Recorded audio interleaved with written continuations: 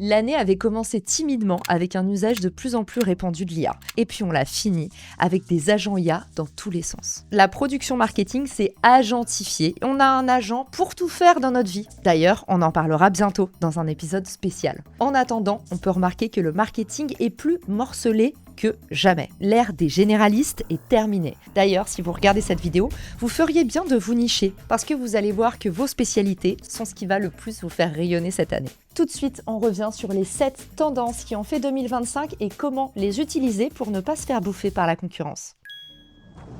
Mon premier enseignement clé de 2025, c'est que les marketeurs vendent encore à la verticale alors que les clients achètent à l'horizontale. Qu'est-ce que ça veut dire? Tout simplement qu'on nous apprend à fonctionner en funnel.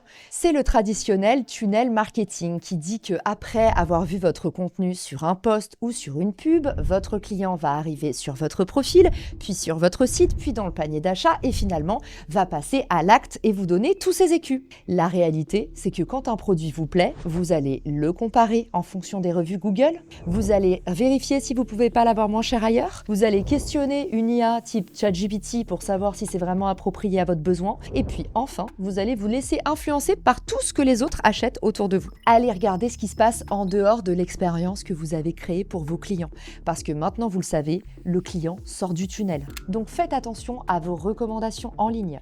Allez investir dans de l'influence marketing, même sur des petits influenceurs. C'est tout autant de résultats de recherche qui pourraient très vite remonter à votre insu. Soignez également votre référencement. Oui, pourquoi pas, même sur une fiche Google. De plus en plus de commerçants me disent que la fiche Google leur amène énormément de conversions alors qu'ils ne le suspectaient même pas. Ce qui a changé principalement, c'est que ton client, il est 2 fois plus éduqué qu'avant. Il sait où aller chercher rapidement l'information. Il sait également scorer à l'œil nu si cette source est vérifiée ou pas, si elle est digne de confiance. Maintenant, tout le monde a un tunnel de vente et a compris à quoi ça servait. Mais ceux qui feront vraiment la différence sont ceux qui sauront maîtriser leur élément de communication en dehors de leur tunnel.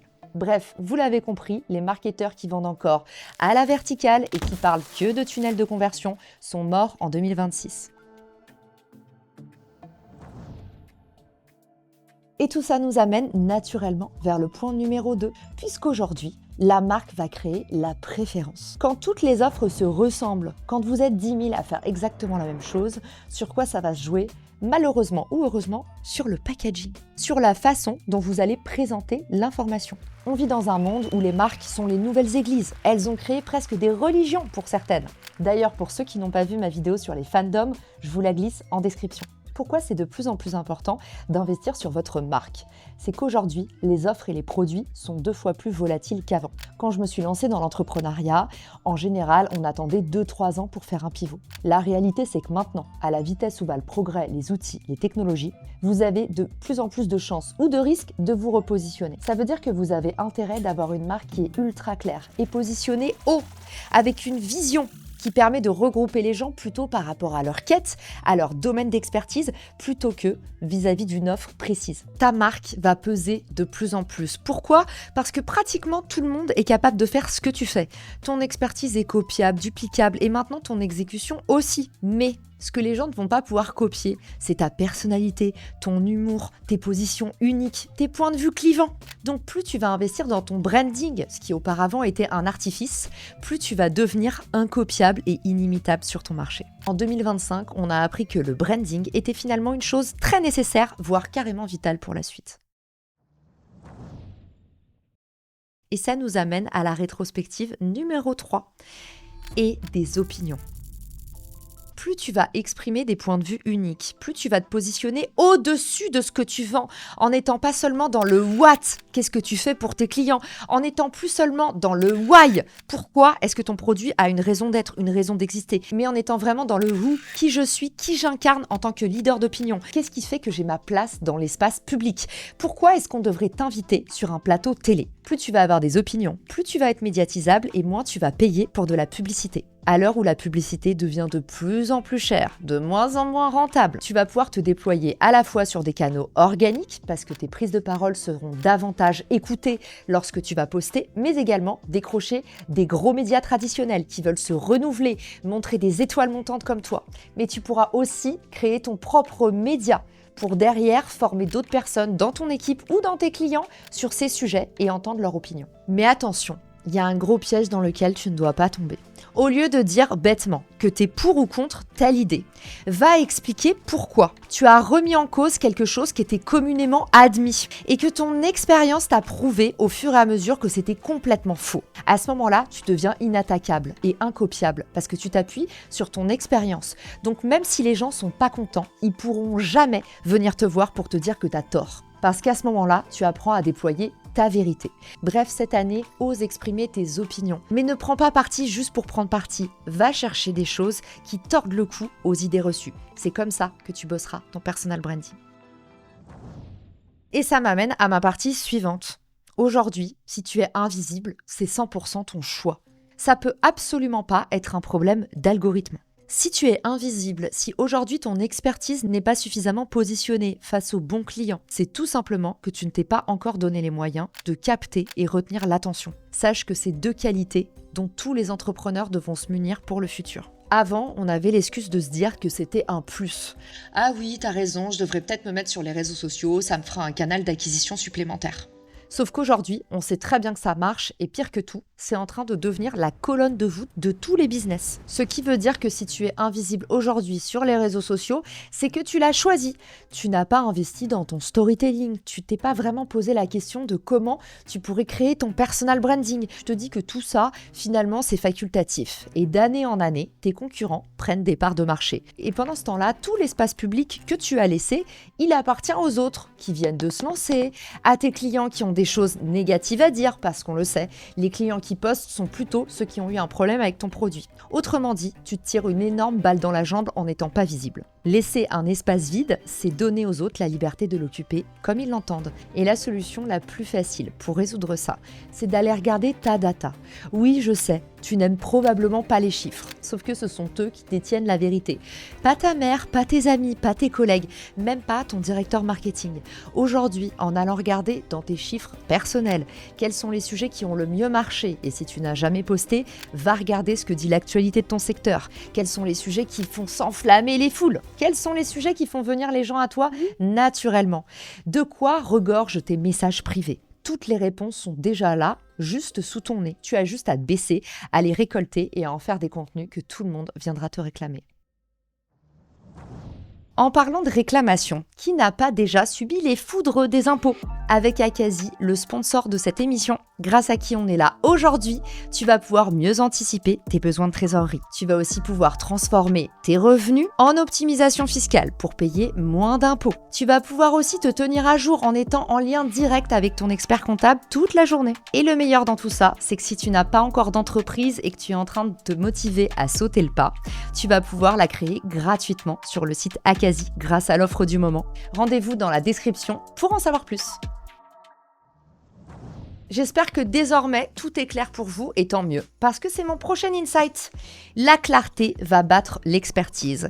Peu importe que vous soyez ceinture noire de karaté, on veut pouvoir se projeter dans ce que vous enseignez. Soyez comme la fille d'à côté, accessible, sympa, toujours de bonne humeur et surtout quelqu'un à qui on a envie de faire confiance en premier. Cette année, plus vous allez vous positionner au même niveau que celui à qui vous vendez, plus vous allez convertir. Les experts ont saoulé tout le monde, tout comme les discours de brochures B2B. On n'a pas besoin que vous nous expliquiez les choses à coups de grands acronymes.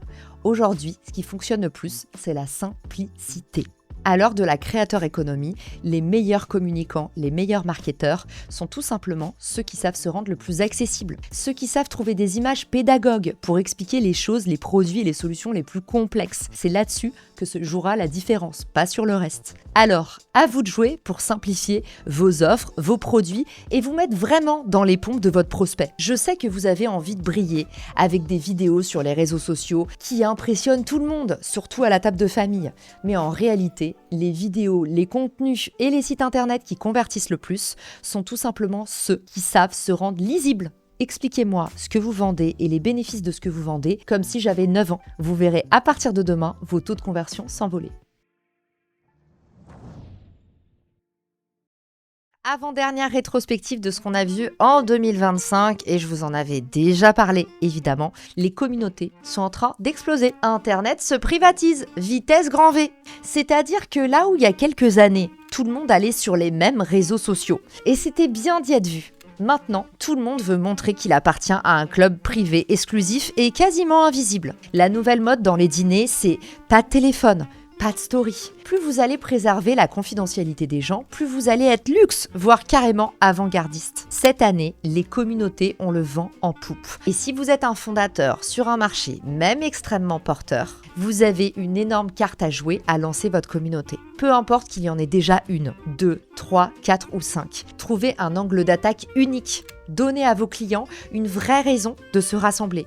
Ça peut être des masterclass privées que vous organisez sur des thématiques qui les intéressent, seulement chez vous, dans vos locaux. Ça peut être un groupe Slack, un Discord ou un Circle où vous leur proposez gratuitement ou moyennement un abonnement payant pour les fidéliser, de se réunir pour pouvoir échanger du business entre eux, se former sur leurs thématiques clés ou tout simplement networker et se sentir moins seul avec leurs problèmes du moment. Je vous donne un exemple tout bête, mais une tendance qui explose aux États-Unis et que je vais pas tarder à tester dans ma communauté The Square, ce sont les Work With Me. De plus en plus de professionnels qui se sentent seuls au travail, oui, même des gens en poste et pas seulement des entrepreneurs, se connectent sur des lives pour travailler en équipe avec d'autres personnes qui partagent leurs problématiques. Personne ne parle, tout le monde est face à son travail, mais on est ensemble, on sent une énergie commune, on se motive. En 2025, on a appris que la nouvelle motivation nous vient des pairs, la motivation peer-to-peer. Ça va d'ailleurs avec le fait que les ventes de formation se cassent la figure. Les gens n'ont plus envie d'un modèle ascendantal, qu'on leur parle en one-to-many. Ils ont envie d'être ensemble, considérés comme un maillon essentiel de la chaîne et de travailler avec vous comme en co-création. Ça m'amène justement au dernier point de ma rétrospective. La vitesse est clé. Soyez celui qui va le plus vite et vous deviendrez le meilleur. Quand je me suis lancée sur LinkedIn, ce qui a fait que mon profil a gagné de plus en plus d'abonnés, c'est que j'étais la première sur les tendances.